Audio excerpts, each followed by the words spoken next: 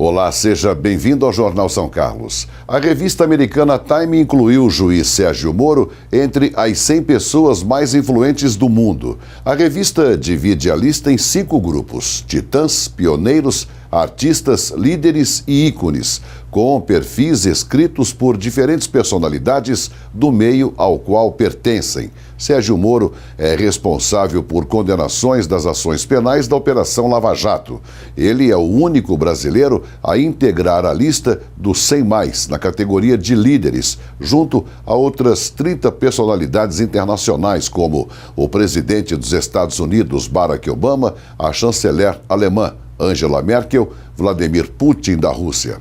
A lista da Time não tem ordem definida. Também aparecem entre os 100 mais influentes o Papa Francisco, o fundador do Facebook, Mark Zuckerberg, o presidente da Apple, Tim Cook, e o cineasta mexicano Alejandro Iñárritu. Também nesta edição, mais um obstáculo para a pílula do câncer. Agora é o Supremo Tribunal Federal que questiona a decisão da presidente Dilma, que aprovou o uso da substância. Os patamares do desemprego no Brasil nunca estiveram tão altos. Destaque também para a programação da Festa do Clima 2016. Pílula do câncer está diante de mais uma polêmica. O Supremo Tribunal Federal pediu explicações à presidente Dilma sobre a lei que aprova o uso da fosfoetalonamina sintética no país.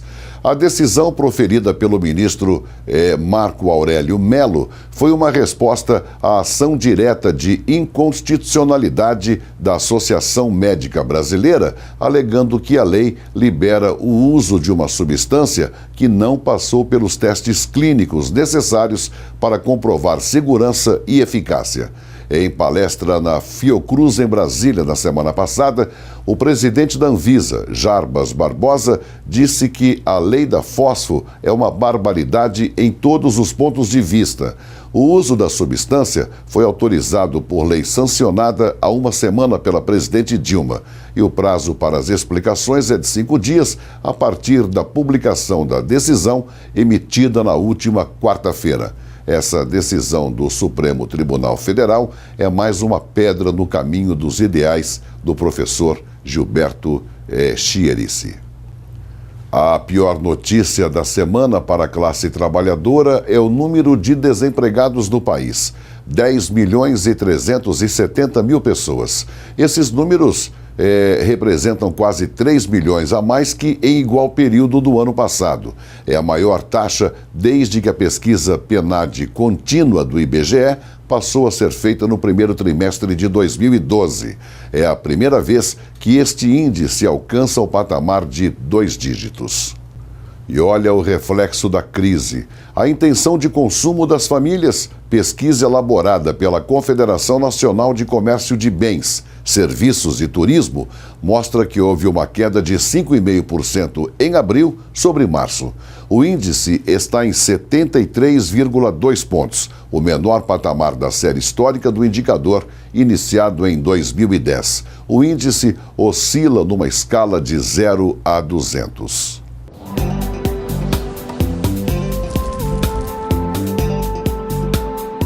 Para este sábado, a previsão é de tempo quente. A máxima ficará em 31 graus. Tem uma pequena possibilidade de pancadas de chuva no período da tarde. E para domingo, a previsão é de tempo nublado. Alunos da USP realizaram a 10ª edição da campanha do agasalho. No ano passado, as 35 mil peças recolhidas foram distribuídas para 30 entidades assistenciais da cidade.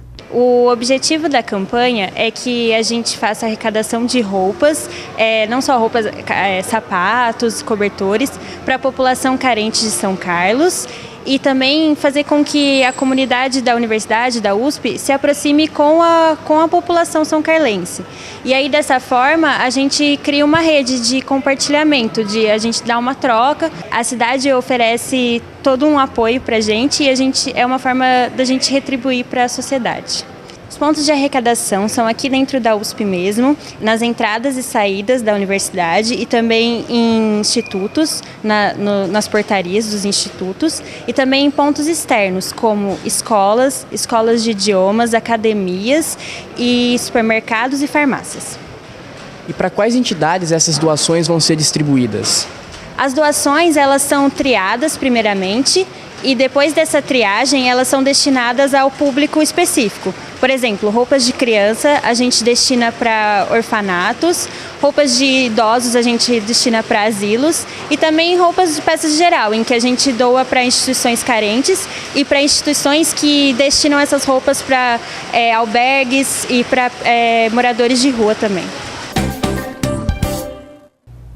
Começa a funcionar na segunda-feira os restaurantes populares do Cidade Araci e da Vila Irene. No Cidade Araci é servido café da manhã e jantar. Café gratuito de segunda a sábado, das 5 às 7 da manhã, para 250 trabalhadores rurais cadastrados na Secretaria de Agricultura. No local também é fornecido o jantar, de segunda a sexta, entre 6 e 7h30 da noite. E na Vila Irene, o restaurante é aberto para o almoço, de segunda a sexta, das 11h30 à 1 da tarde.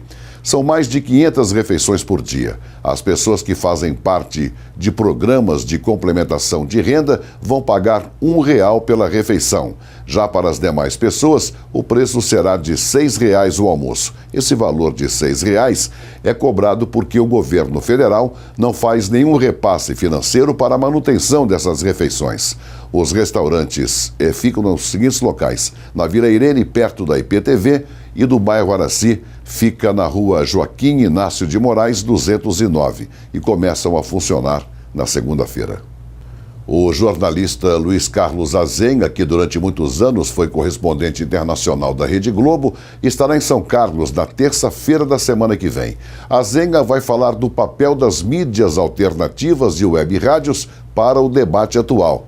O jornalista é fundador do blog viumundo.com.br, referência nacional entre as iniciativas de jornalismo independente. O evento faz parte do Fórum de Debates O que está acontecendo com o Brasil. A palestra de Luiz Carlos Azenha será às 7 da noite de terça-feira no Teatro Florestan Fernandes, na área norte da UFSCar. Festa do Clima 2016. Essa semana nós destacamos aqui a beleza das últimas exposições de orquídeas, evento nacional que este ano chega à sua 54ª edição. Vamos dar uma olhada agora na edição da exposição de orquídeas do ano passado. Desta vez, quem acompanhou a nossa equipe no passeio pelos corredores da exposição foi o diretor do Ciclo São Carlense de Orquidófilos, Eduardo Nogueira, um apaixonado por essas plantas. Um colecionador apaixonado mesmo. Ele chegou a ter 15 mil orquídeas, mas hoje mantém apenas 2.000 espécies em sua casa. A exposição de São Carlos é uma das mais tradicionais e importantes do Brasil, embora o número de associados ao círculo não chegue a 40. Mas por que a exposição são carlense é tratada com tanto respeito? Para os especialistas, o diferencial está nas notas que as orquídeas recebem no concurso feito aqui há mais de 50 anos. Nas exposições semelhantes que acontecem pelo Brasil, as notas não passam de 6, no máximo 7. Dificilmente uma orquídea consegue uma nota 9, mas aqui as melhores plantas chegam a 8 pontos. A qualidade das diversas espécies se deve ao tratamento que elas recebem durante todo o ano para fazer bonito na exposição. São muitas plantas, uma mais bonita que a outra. Este ano, 50 cidades mandaram 1.600 vasos floridos com as mais variadas espécies e gêneros.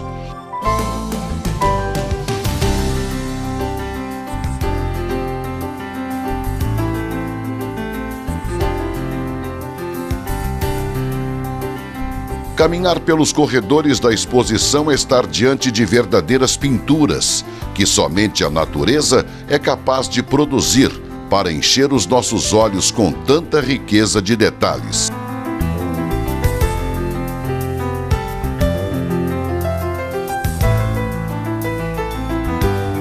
É É difícil não admirar tanta beleza e simplicidade. Hoje, existem cerca de 20 mil espécies e 500 gêneros de orquídeas homologados na Central de Registros, que fica em Londres, na Inglaterra.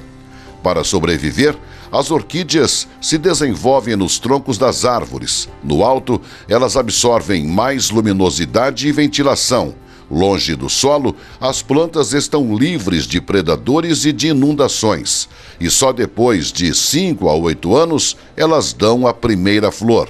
A partir daí, já adultas, as orquídeas passam a florescer todo ano. São muitas curiosidades, né? E o Eduardo vai explicar para a gente agora o que na verdade significa Cattleya, a origem desse nome dessas orquídeas, Eduardo. Tranquilo. A Cattleya é um gênero de orquídea, tem mais de 500 gêneros de orquídea, para você ter uma ideia.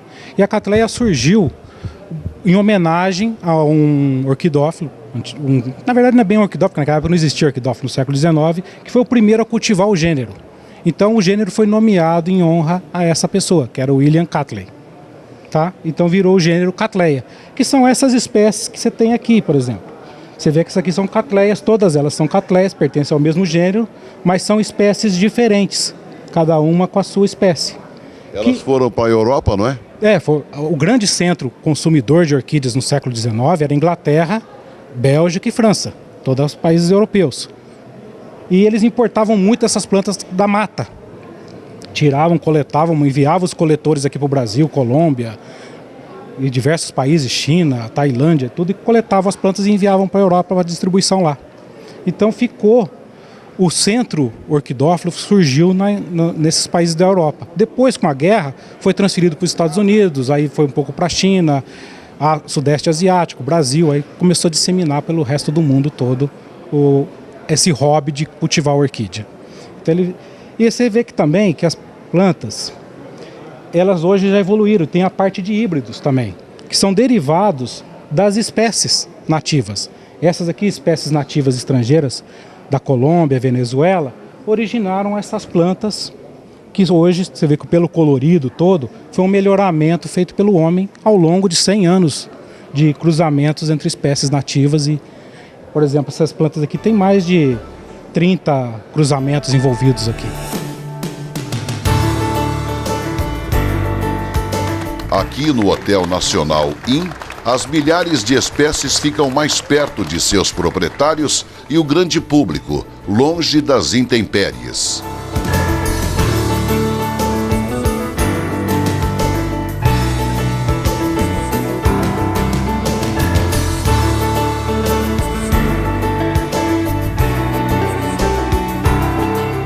Prefeito, gostando aqui das flores que são apresentadas aqui nessa exposição? Maravilha, adorando, cumprimentar o Rubinho, cumprimentar o Robertinho Mori, agradecer ao Theo por essa sessão desse espaço, dizer que a gente fica encantado, a gente não consegue com os nossos olhos admirar toda a beleza dessas plantas aí. Então a Associação dos Orquidófilos está de parabéns, todo o pessoal que veio de fora aqui está de parabéns também.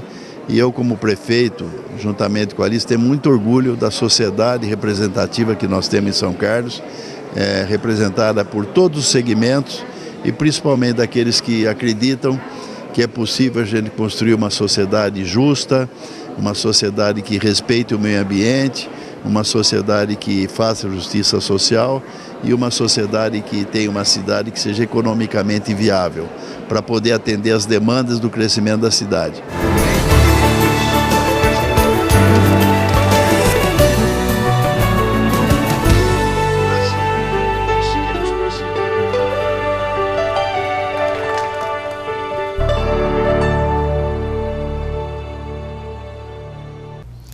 Muito bom, sexta-feira com cara de segunda, né? Mas tem muito fim de semana pela frente ainda, inclusive eventos da Festa do Clima com muitos shows na Praça do Mercado. Vamos dar uma olhada na agenda cultural. Renata.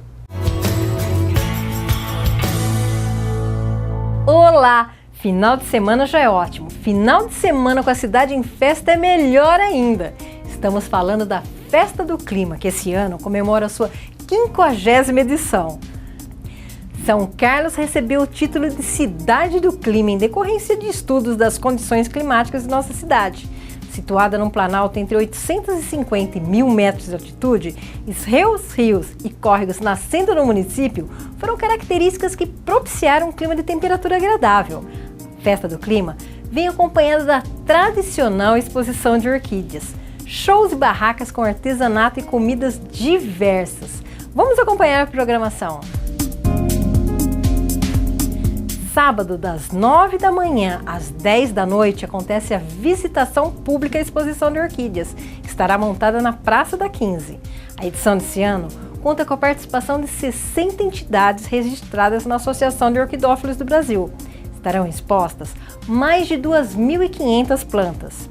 Domingo, você pode conferir a exposição das 9 às 17 horas. E vale lembrar que você vai encontrar na Praça da 15 um espaço reservado para a venda de flores e insumos.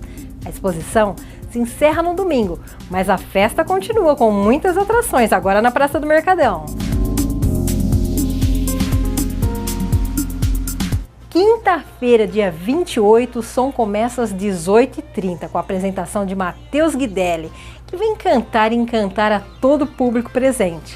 Lá em casa todo dia é trabalho de montão, é dinheiro. Às 20 horas, quem comanda o palco montado no Mercadão é a banda Próxima Parada. A banda está na estrada desde 2002 e vem se destacando no cenário musical, sempre inovando e levando para o palco todo o seu astral.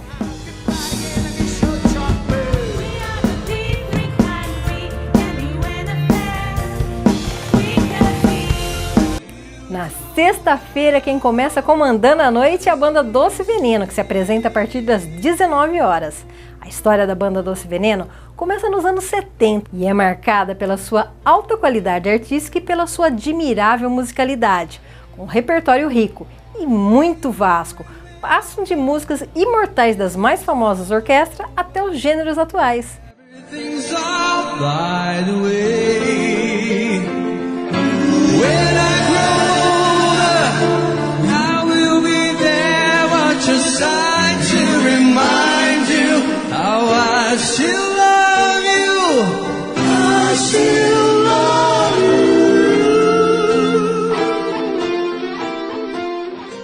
A noite de sexta é encerrada com a apresentação da dupla João Carlos e Bruno.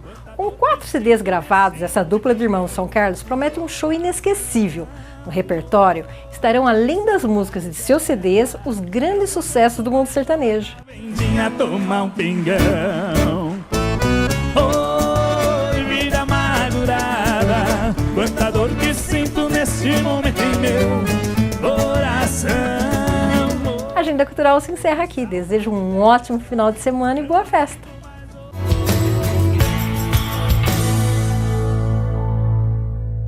Isso aí, a programação da Festa do Clima é ampla. Obrigado, viu, Renata? E neste domingo acontece a tradicional Cavalgada da Babilônia. A concentração será por volta das 9 da manhã, em frente ao ginásio de esportes Milton Alaio Filho, com a chegada ao Santuário de Aparecida da Babilônia por volta de 1 da tarde. Além da tradicional cavalgada, os peregrinos poderão participar de uma procissão que sairá da paróquia de Santa Isabel, na Vila Isabel, após uma missa programada para as 4 da manhã. A cavalgada tem apoio da Prefeitura. E nós vamos ficando por aqui. O Jornal São Carlos é produzido pela TV Educativa, canal 48 em sinal aberto e 12 pela NET. Obrigado a você pela companhia e até segunda-feira.